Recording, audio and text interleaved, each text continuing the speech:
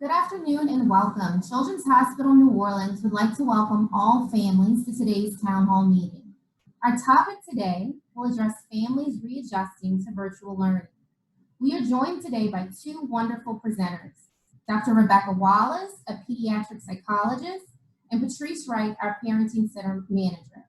I will be your moderator this afternoon. My name is Dominique Burns. I am a community and school program manager here at Children's Hospital.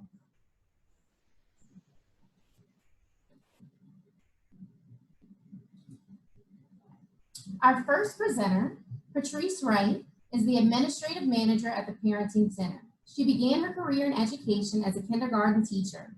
She then became a math coach, a Louisiana State Department employee, a school administrator, and worked in central office.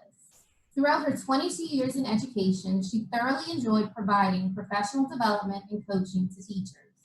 Her passion for working within the early childhood sector never faded, and she firmly believes that giving children a solid foundation in their early years sets their path for academic success.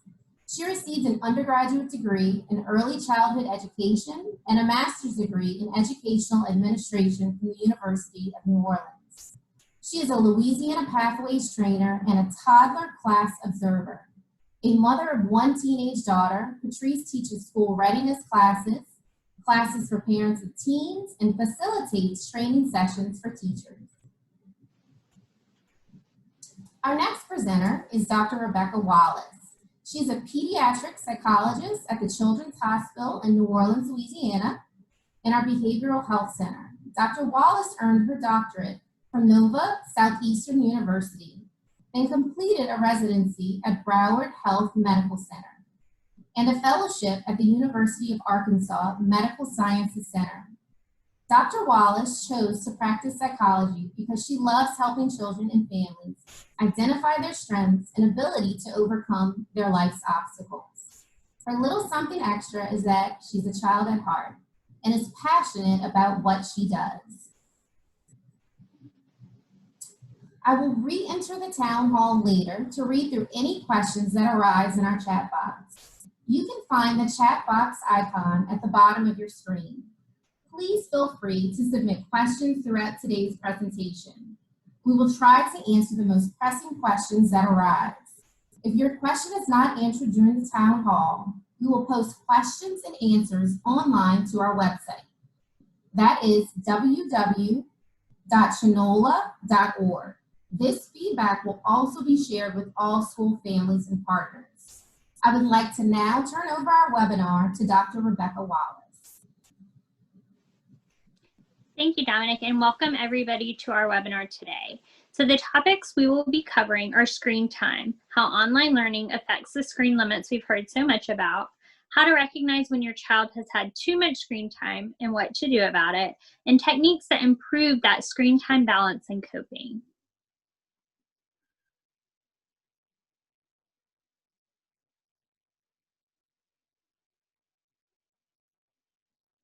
So screen time, how does online learning affect the screen times that over the past few years we've heard so much about? I think we've all seen different statistics from different, online areas from the Academy of Pediatrics looking at how much time is good for kids of different ages to be on. In the last year or so, the American Academy of Pediatrics have really shifted. Instead of being a set quantity of a set number of hours that are okay for screen time, they've moved to focus more on quality and timing of screen time. So rather than saying kids can have no more than an hour, it's saying, as your kid uses screen time, how should you do it and what time of day should you do it to make it most healthy for them? So looking more at the quality of screen time, especially now with so much of our world being virtual, it's kind of developing a hierarchy of what's most important to spend screen time on. For our kids, that education and developmental material right now should be the most important reason they're on the screen. So that means school comes first. Making sure that they're logging on to all of their various school websites, reading the materials, getting on the other educational sites. If you have younger kids, encouraging them to be more on developmental games, reading sites, learning sites over some social sites. Then the next important thing is really that connection to family and friends. This is our FaceTime. This is our Zoom calls, things that is going to help them connect to those family and friends that we can't be with in person right now. And lastly, important but not nearly as important, is that entertainment piece. This is the YouTube, TikTok, social media, the video games that, yes, they provide entertainment, but they should be limited more in time and more in later in the day.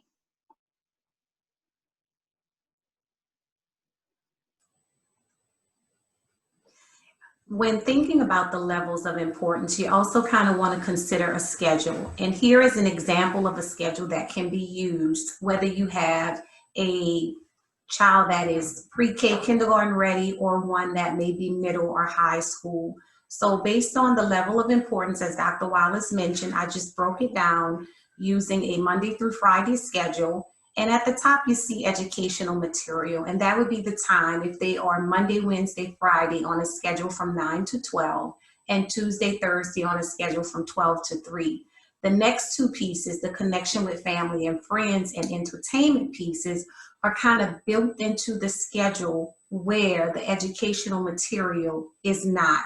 So as you can see on Monday, if they're in school or doing educational material from 9 to 12, they may be able to connect with their friends from 5 to 6 and have some form of entertainment from 6 to 7. This is just a guide, and it's just a way to help try to bring together and make sense of how to utilize the time wisely with screen time. For younger kids, color-coded schedules work, and for some middle and high schoolers, color-coded schedules work as well. So what are the benefits of a schedule? Schedules help to teach predictability and kind of what happens next. They know what is going to happen. It teaches expectations not only for the child, but also for the parent. We simply know what's going on.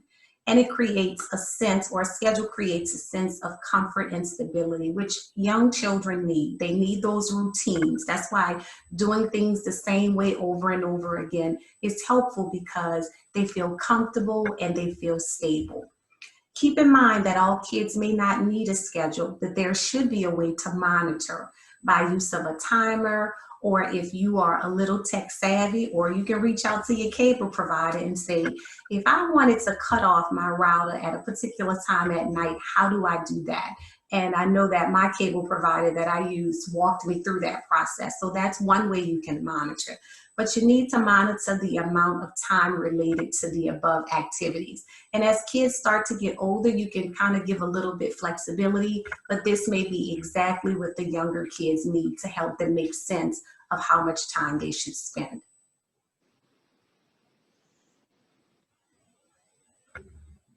There are a lot of other factors that go into screen time that aren't directly the screen time itself.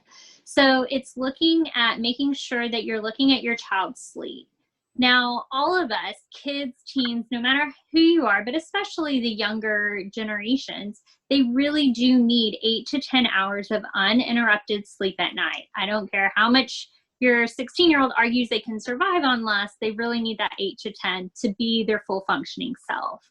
And they need to do this in, a cool, dark, quiet place, preferably with a bed to themselves, in having it be the same routine every night so their body gets used to it.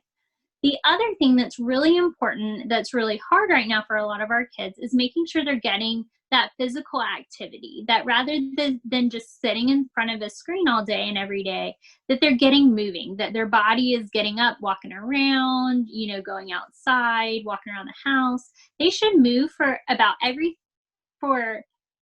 hour they're on a screen time, they should be moving about 30 minutes to equal that. And this could be something simple like playing outdoors, going for a walk. It doesn't have to be like gym time or really big cardio, just getting moving. Mm-hmm. It's also important to do non-screen related activities, encouraging your kids to spend time with other people that's in your house, other siblings, really getting that off-screen time time filled as well. This is especially true before bedtime because really we want the screens to go off an hour before bed.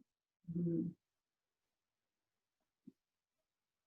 We're now going to look at some suggestions. So under sleep, if light is needed, use a night light in your child's room or turn on a hallway light. If there's an Alexa in the room, you can ask Alexa, Alexa, play ocean waves, play some classical music or other calming music. For those adults, for those kids or young adults who are able to handle podcasts, that could be something that can be of help as well. For younger children, try reading a book nightly before bedtime. Again, routines are so very important. And having a book to read every night, whether it's the same book, because they'll ask for the same book over and over again, or a different book would be a great way of helping to foster them getting enough sleep at night. When it comes to physical exercise, engage in physical activities with your child as much as possible. After work, go for a walk or ride your bikes with your child to encourage physical exercise. So just saying, I need you to get outside and play and go play basketball is one thing, but actually going on a walk with them, riding bikes with them is something totally different. And you'll hear us say this, but the modeling piece is so important. So instead of just saying do it, why don't you find a way to join them so that it becomes so much more meaningful and you encourage the power of exercising. When we're looking at non-related activities, some suggestions are board games or Uno after dinner. Those are great activities. Also, don't forget the power of talking or reading. Ask them, how was your day? And actively listen. Listen and have them tell you exactly what their day was so that you can at some point repeat what they said during their day to let them know that you're actively listening. And you share your day as well. You can also share what went well, what didn't go well, and tomorrow's going to be a better day. So how do we recognize when your child had too much screen time? What are the kind of big signs or signals that your child might need a break from it? There are some physical effects of too much screen time that we see. You know, a lot of times kids who don't normally have pain or have a reason for pain might endorse having a headache. They might endorse having neck pain or back pain. This is especially true if they're not in a hard back seat or a more traditional chair when they're trying to use a computer. If they're sitting on the couch, sitting on their bed, that kind of thing. They might actually have poor sleep. You know, your child might appear tired, be very restless throughout the day, and at night they might have trouble falling asleep or staying asleep. That's usually an indication that they've perhaps had too much screen time, especially near bedtime. Kids are also might start complaining of eye issues. They might say that their eyes hurt, that they can't focus them. They might have very red eyes, or even with extreme screen use, we have noticed that there's been dilated pupils where one pupil might look dilated and the other one doesn't. More so, what we tend to see, all ages, are the emotional and mood effects. Now, I completely admit this is really complicated right now with COVID because their whole world's upside down. So they're going to have, chances are, more emotional mood effects anyway, and screen times can make that worse. So this might be irritability. They just are very irritable, especially when you tell them to turn off the entertainment screens. They might be really hyperactive, you know, kind of bouncing around the house. You can't get them to settle down at night. They might have a harder time focusing and really struggle in school when they used to be really great when they went in person.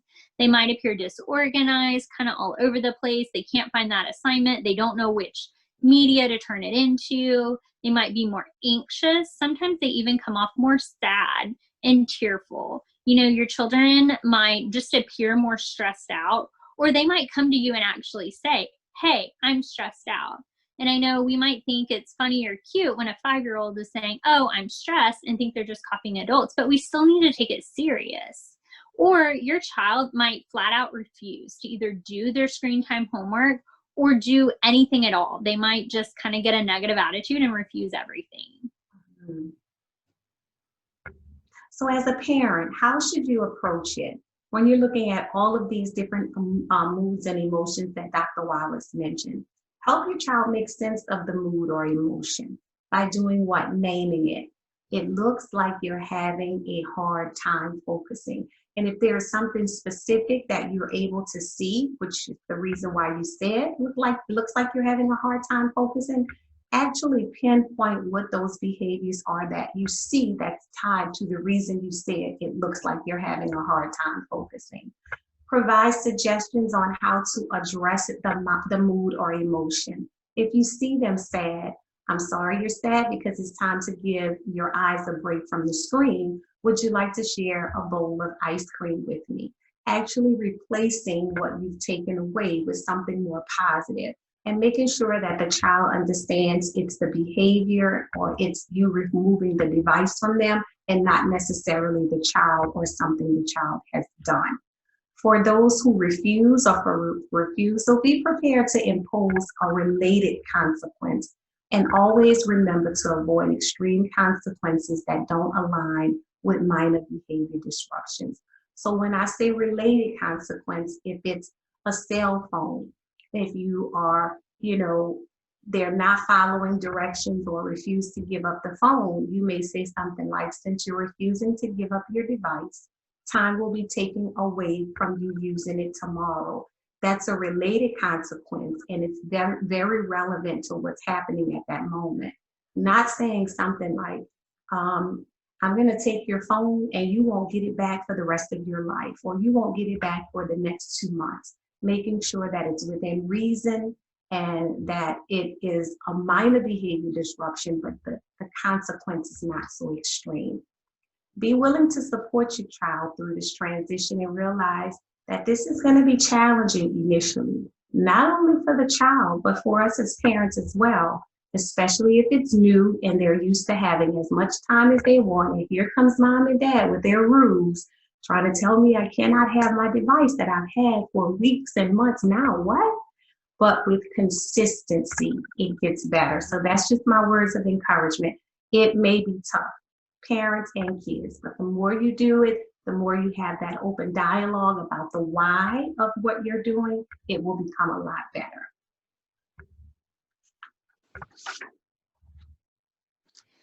So what are techniques that you as parents can use to improve the screen time balance and coping?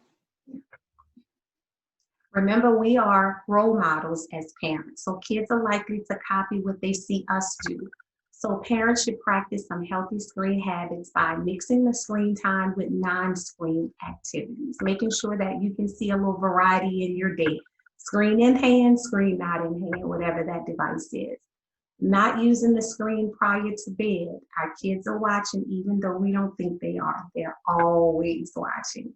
Not using the screens at mealtime, using screens for good, and we'll talk a little bit about what using screen for good looks like, and not calling or texting while driving. You have a 5-year-old in the back seat that's watching everything you're doing, but if you have a 12 or a 13-year-old that's going to be driving soon, you want to make sure that you're practicing the best behavior so that when they're in that position, they can do exactly what they saw you do. It's really important when talking about screen time to kind of have established healthy rules as your family.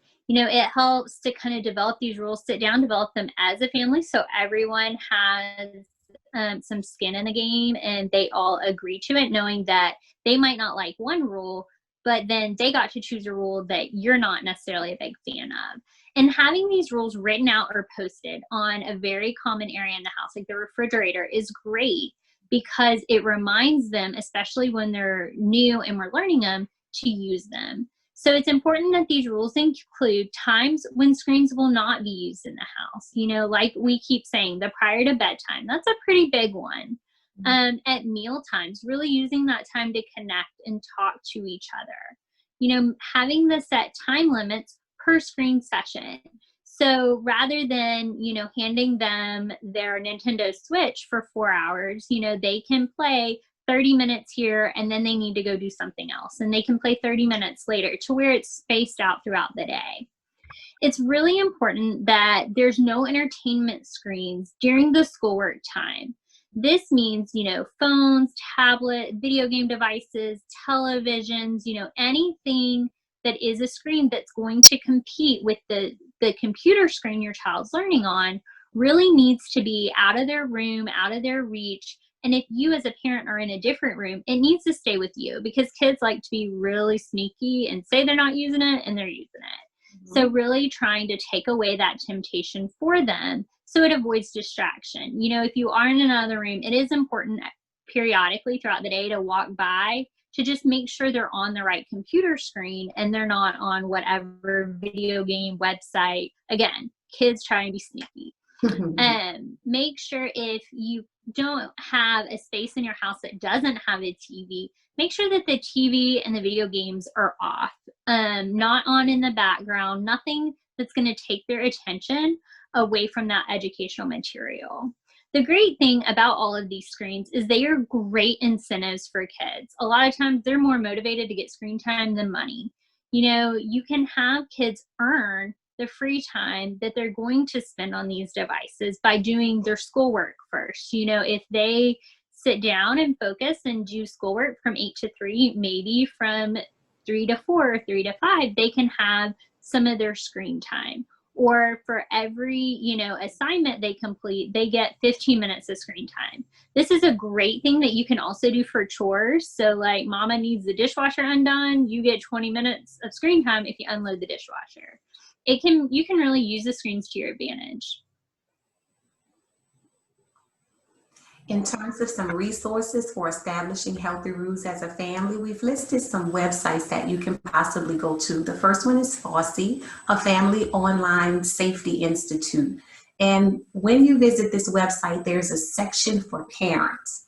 I was particularly interested in the How to Be a Good Digital Parent Toolkit section. I was unable to download it fully, but what I was able to find as I perused the website is there are different videos that kind of talk about being a good digital parent. There is the social media hashtag, Good Digital Parenting, which I visited, and there were some good resources there as well. On this site, there is also information on establishing an online family contract. Common Sense Media or commonsensemedia.org also has a section for parents. And on this particular website, you are able to review what your kids may want to watch before they watch it. So if there's a new movie that may have come out or a book or something that your child is interested in, you can actually go to Common Sense Media, put in that particular topic or that particular movie, and then you will get some reviews on the appropriateness of that particular movie. On that site, there are also trending parenting articles and videos and advice by age range, which is really good because we know that something that's appropriate for a 4 or 5-year-old may be slightly different or inappropriate for a 16 or 17-year-old. So I like the fact that it's divided by age range to give you examples that are relevant to your child or children. The third website is screenagersmovie.com, and on that website there is Tech Talk Tuesdays. And under the resources section, there is a screen time contracts, or there are screen time contracts. The one in particular, the filmmaker shared the contract that she and her husband put together for their daughter. So you can definitely see a copy of that and could use that as a resource to putting together your own family contract. So some easy tips and tricks to use during screen time use are below. So the 20-20-20. For every 20 minutes that you're on a screen, you need to look at something for 20 seconds that is 20 feet away. So many of us with our screens, they're about a foot or less in front of our faces. And so it's really important to make sure we're giving our eyes a break and focusing on something across the room. It's also important to set realistic time frames. I know kids go to school from 8 to 3, but during those times, they are not sitting at a desk, staring at a book, you know, studying straight. For most elementary, middle school kids, teaching and work last about 45 minutes, and then the subject is changed or they're given a break. It's really important to set realistic goals at home, but also kind of build in those breaks. You know, you can always come back to an assignment later in the day, but have them focus on it 40 minutes at a time. It really improves their attention span and their ability to complete the work. It's also extremely important to take those brain breaks, you know, complete 10 minutes of getting up, walking around the room, doing something to signal that we're changing the subject every 45 minutes. You can kind of mimic a school schedule. It's great to ask your kids, hey, what was your schedule at school? And try and like recreate that at home. We're now going to talk about some coping styles, and some of these things we've talked about briefly, but again, some things that are fun and distracting. Board games, playing with friends and siblings, and Dr. Wallace referred to it as your COVID bubble, the people that you've been hanging out with during this time that it's very easy to go and hang out with because you guys have been hanging out together. And art activities. Here at the Parenting Center on our social media page, we have art activities that we share every week. And there's also a packet at the library. Any of your library locations, you can go every 2 weeks. There is a new art packet. It's usually theme related, and it applies to kids from the ages of about 3 to 16 years old. So you may want to contact your local library and see if there are copies that you can pick up to incorporate some art. It's a great way to do this as a family. Find something within that packet that everybody can sit around after dinner and kind of participate in, away from screens. Activities that are soothing and relaxing, taking a walk. I enjoy doing that with my daughter after work. It allows me to get into her head and see what she's thinking, see what she's feeling, being able to share my day, hear how her day was.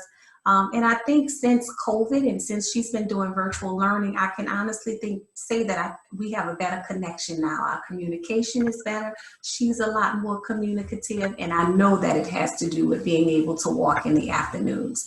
Reading, if there's a book that you and your teenager can read together, or if you set aside time every evening for reading to take place, your younger child could read one thing, you can read something else, and then you come back together and say, tell me about what you read. Oh my goodness, that sounds so interesting. I'm gonna have to read that after I'm finished with my book. Well, let me share with you what I read and tell you all about it.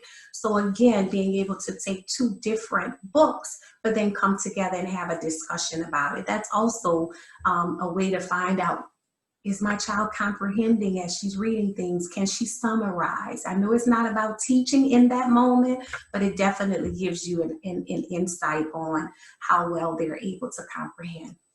And also listening to music. Earlier, we talked about the power of an Alexa, but if you don't have that device, you can use some good time, some good screen time to put on YouTube videos where you're now starting to listen to different genres of music. Is jazz your favorite genre? If jazz is your favorite genre, this week we're going to listen to classical music, and we'll talk about how the two types of music or the two genres of music are different. So that's under soothing and relaxing. When you're talking about activities that you can do that uses a lot of energy, here goes that bike riding again, and I tell y'all, it does use a lot of energy because sometimes I can go further on some days, and other days I'm just going right around the block. When it comes to dancing, that's also a way. Good screen time, putting on YouTube, finding some of those fun videos. There are a lot of challenges out there, family challenges on social media, which I'm not promoting. I'm just saying that's an opportunity to get your dancing on, and then jumping on a trampoline.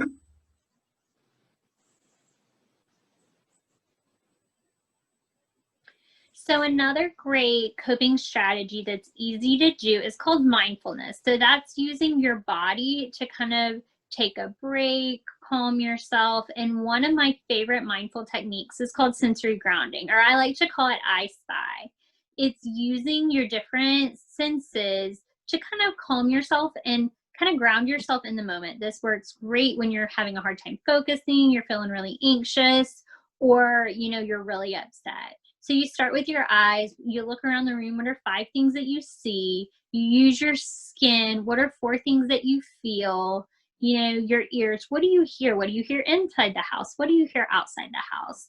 You know, if you love diffusers, essential oils, and candles, you know, smell can be really powerful. And one of my favorite things to do is to mix two oils together and try and differentiate the two of them. You know, how do they smell different? Can you smell both of them? And the last thing is using taste. There's actually a lot of research from like the 90s about how, you know, kids sucking on candy like Jolly Ranchers when they are studying or mints, it helps them retain knowledge because it kind of makes another connection. Using, you know, hard candies, mints, really sour candies when you're really upset can be a great way to reset your body and kind of pull it back in the moment. Another great technique that is great right now is doing a lot of yoga. You don't need exercise tools or anything to do it. You just need your body. Yoga is great for kids because not only does it teach them stress management skills, it helps them with body awareness, it improves coordination, it improves flexibility, it can provide them with a sense of calmness, and it also can build confidence because they get to do like some crazy moves that you as adult is like, I don't think my body moves that way. And so it helps kids feel excited and confident that they can do that.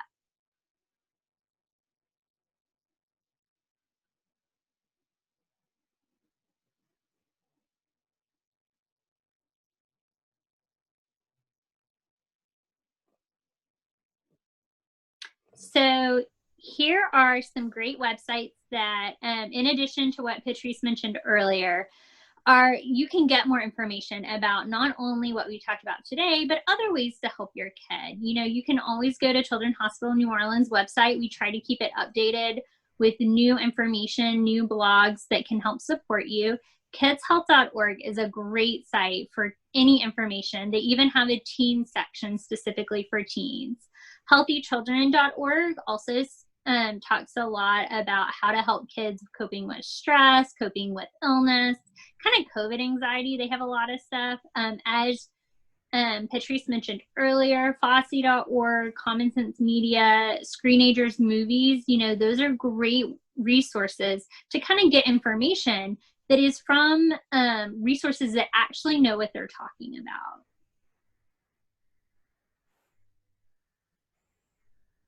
All right, we will now transition to questions submitted in our chat box feature. If you have not submitted a question, please look at the bottom of your screen and click the chat box and submit. I'm going to start off with one of the first. It says, I am working on a list of brain breaks. What ideas do you have that are creative?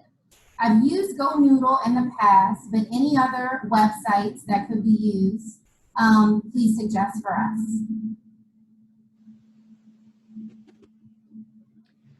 I think one thing that's great that sometimes you can find on different websites, but you could kind of create for yourself is make a scavenger hunt for your house. And especially if you have two kids, have them go around and you can, if they have phones, you can have them take pictures of it. But have them gather like 10 things that are just random things that you're looking at. It could be, you know, go find me 10 things that are the color red or, you know, a certain letter. I think there's a lot of great apps. One of my favorite apps is called Stop, Breathe, Think, and they have Stop, Breathe, Think for adults and or teenagers, which is what it's really designed for, but it's great for adults. And they have Stop, Breathe, Think for kids. And so it's great because they can actually put in their mood. It's set up like GoNoodle where it has different activities that they can do. And I would like to add, if you are able to talk to your child's teacher, that could definitely be a great resource as well, because it's really important as virtual learning is happening to try to make the connections between home and school as close as possible. So whatever ways in which they may have been taking their brain breaks, whether it's, I come from the world of little people, we stand up and do so many jumping jacks at one time, that works. But the other thing is, if you have kids that are able to communicate, then as a family, you can sit down and talk about ways in which they can take a break. Everybody can go and find some ways to take a brain break and then come back to the table and say, what did you find? What did you find? And then as a family, you can come up with ways in which you guys can take a brain break when necessary. I definitely love that idea of everybody adding to the brain breaks. You can keep like a cup or a jar where you put the different ideas. So when it's time for it, they can pull it out. I think, and again, they are participate in it, so they're more likely to do it. Thank you, ladies. Next question. How do I help my child to feel connected with friends in a safe way since it's COVID? My child is feeling a little bit uneasy with the idea of not knowing when she will return to school. So I want to be able to have my child to connect with friends. What is the best idea that you might have? I think, that is such a common problem and a struggle we're all having. I do think, again, going to using that social time, encouraging your kid to talk to their friends on the phone, to have FaceTime sessions. They can have Zoom dance parties, trying to get them connected through virtual if you can, not just in the classroom, but I think also maybe having them, write their friends letters, draw their friends pictures that you can send to each other. I think you can also reach out to your child's friends' parents and see how comfortable they would be, meeting in a public, aerated place on a nice day. Maybe you go for a walk with your kid at the same time that their friends' parents are going for a walk, and you can walk together at a safe distance away from them. You can play outside at the park. I think it's really, touching base to make sure both families are willing to kind of follow safety guidelines, and interacting one-on-one with them in kind of a neutral place is a great way to try and get that connection. And I'll just add, bringing back the entertainment or socialization piece from the level of importance, having them save up their time so that they can connect with friends and, they can plan things. Okay, this week we had our 1 hour time to just talk and hang out. Next week, we're going to plan to eat ice cream together, or we're going to plan different things. I strongly believe in the power of involving the children when it comes to things that you want them to do. It's easy for us as parents to say, here is what I think you should do. But if we don't bring them to the table and ask them what they would like to do, then it makes the task just as much. It just makes it more difficult than what it needs to be. Our kids know what they want. Some things we can control, which is allowing them some of the time. And then there are things we can't control, which is where we are in our country. But just having that dialogue and talking to them about what they would like to do, I think would also be helpful. This will be our next question and last. I find that mornings are the most challenging for us. How do I find a way to encourage my child in the morning to get ready for the day? Should it be a dance? Should it be a song? Something. I'm struggling right now. Can you help me with this one? I think my first thing is, again, make sure they're going to bed, they're getting good sleep at night. Because usually one of the biggest indicators they're not getting enough sleep is they're extra tired and grouchy in the morning. Plus, it's a little easier to protest when your classroom is down the hall and you can wear your pajama bottoms as opposed to having to get up, get dressed, make it to the school bus, and all of that. So I love the idea of, starting with a morning dance party, having a set breakfast time, again, talking to your child and saying, okay, we know this is a struggle. How do you think it would be easier to get up in the morning? Because this isn't a negotiable. We're waking up at 8 o'clock. That's non-negotiable, but how we do it is. So, trying to figure out what would help them make it easier for them. And kind of working with them to design a plan. I do think, as much as I love my pajamas and I wish I stayed in them all day, I do think it's important to change clothes. And because that kind of signals that, okay, we're done sleeping, we're done laying around, let's put on a fresh pair of clothes. Even if it's fresh pajamas, at least it's changing clothes, going through the habit of getting ready, similar to how we would leave the house. And I would like to add, as much as possible, do as much as you can the night before in preparation for the next school day. So if that is selecting your clothes for the following day, doing that. What about, because we want to try to keep it as close to school as possible, although we know it looks very different. But if there is a particular lunch that they're going to eat the next day, preparing their lunch, laying out their clothes. I love fuzzy socks. So if they have a pair of socks that make them feel, makes the child feel very good, just to be at the computer with their nice warm fuzzy socks on, then that's a suggestion as well. This is a difficult time, as we all know. It's our job as parents to pay as much attention to our kids as possible and find those little things that we see bring them joy. And then at a time that we need to pull those things out, we do.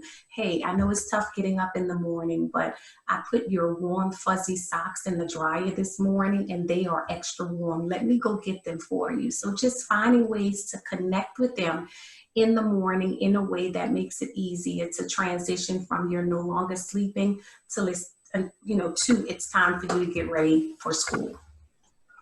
I think Patrice made a great point, and something else you could do is kind of have a little surprise incentive. Maybe they get hot cocoa on mornings when they do get up easy and they sit at the computer. Or they might get a little special treat, or you might, sneak in 10 minutes of screen time if they have that extra while they're waiting for school to start. Kind of have it where it's not a guarantee. It's not something you're going to take away or something, but it's kind of like, hey, on the days I do this, I actually get more out of it. Kids definitely tend to respond really well to that. And one other thing, I'm sorry, Dom, be willing to reevaluate situations, being able to sit down with the child and say, oh my gosh, today was a great day. You got up really quickly. You put your clothes on. Why do you think that happened? Did you get a lot of sleep last night? Oh my goodness, we need to make sure that happens again tomorrow.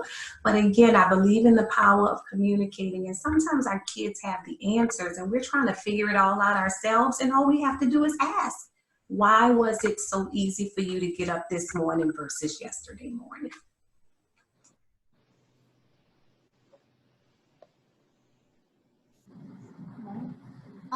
We want to thank everyone for joining our town hall this afternoon. We are hopeful that today's town hall will be helpful to you and your families. We're here as a hospital and as a support system for any questions that may arise following this town hall. Please feel free to submit that to us. As a reminder, as most of you all belong to some of our school partner programs, we will keep in touch with your schools to ensure that this recorded session is distributed out to those schools and you as our families. Children's Hospital is dedicated to continuing to support all families in the community to ensure that all kids grow up healthy and thrive. As you can see on this last slide, this is the contact information telephone number.